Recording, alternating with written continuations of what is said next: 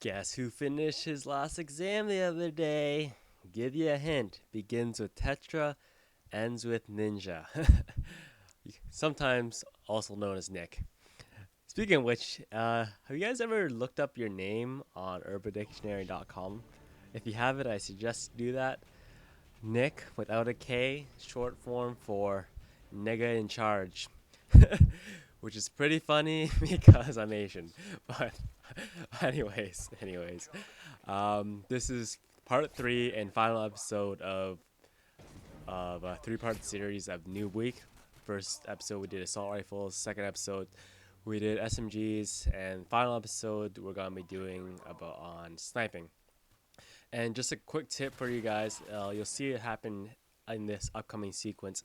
Sometimes this game's kind of glitchy, and where if you have multiple people capping a flag and one of your teammates goes down who's capping the flag with you, your count will actually stop going up and you won't be able to cap it until you step off of it again and then start recapping it, and it starts, and the timer actually starts all the way back at 0 again. So that's just a quick hint for you guys.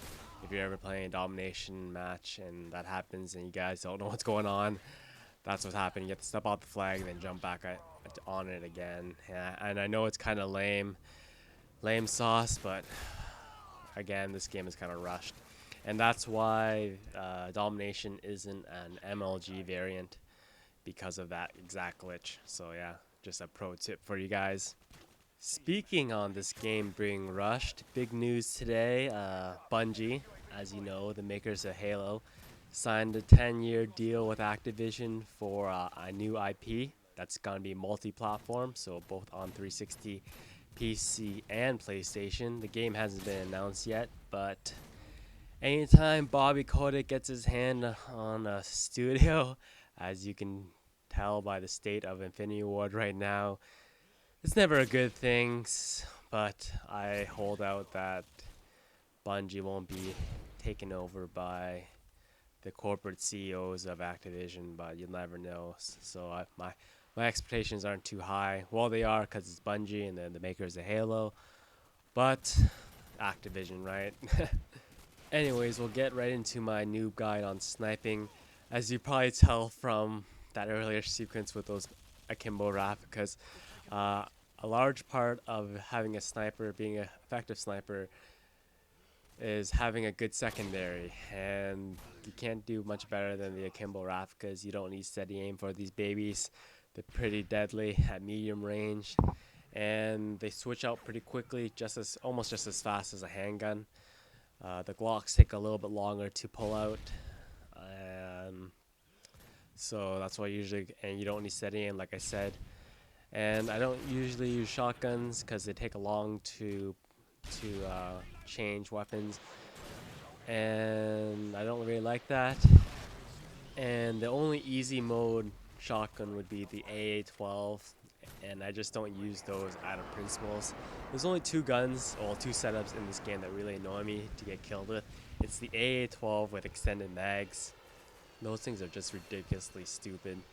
And easy mode, and just any sniper rifle with a thermal scope, because that's just lame, sniping people with thermal scopes. And usually the only people who are doing that are hard campers who will never play the objective or move out of a single spot. So yeah, only two setups that really bug me.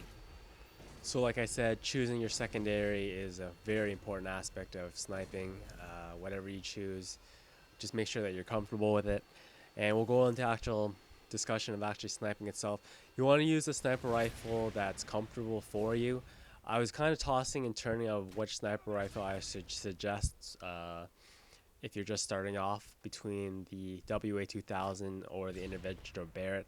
And I settled on the Intervention or the Barrett. It's a toss-up between the two, mainly because with stopping power, and especially if you're starting off this game, the only way that you're going to get a one-shot kill with the M21 or WA2000, regardless of setup, is either hitting the head or upper chest area, which isn't really realistic.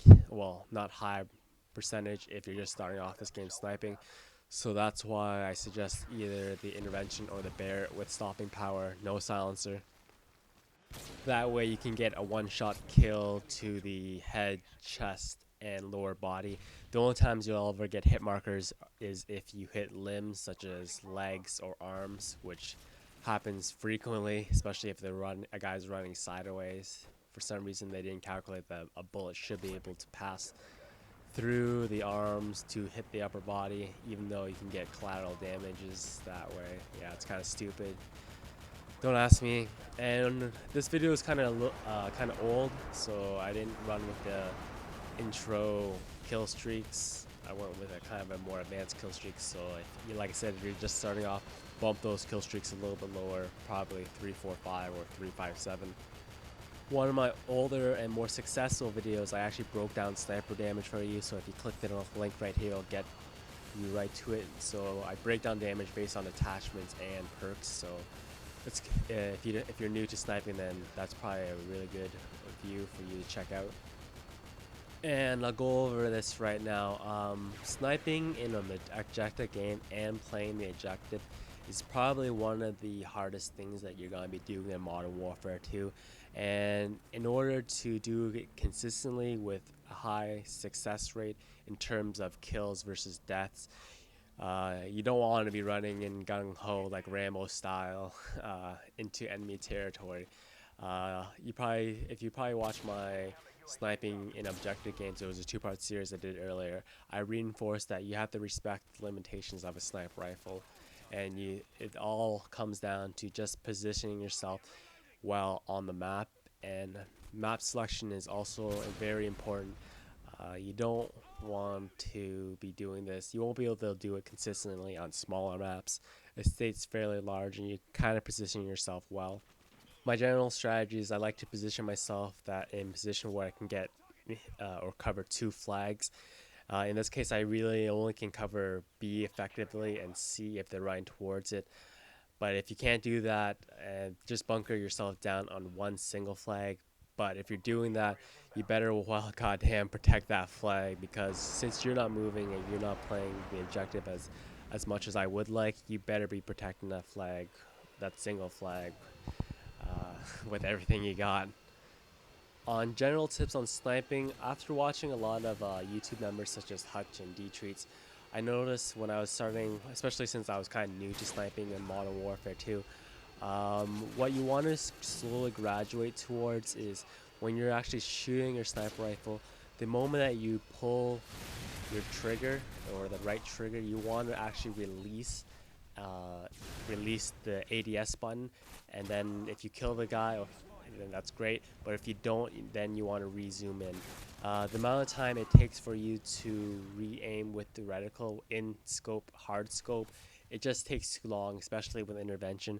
So you want to be using that. It's actually quicker to just zoom in, shoot, zoom out, zoom in again, then shoot again.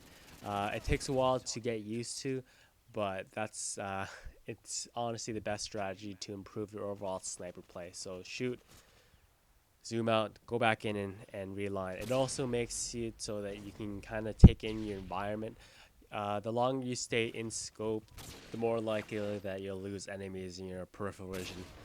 And if you do it this way, then you can gradually start moving up towards being able to quickscope, which is, for me, is not a high percentage play. I really only do it if I have like a guy right in front of my face, and I know for a fact that I don't have enough time to change to my secondary. So yeah, if you have time, just use your secondary.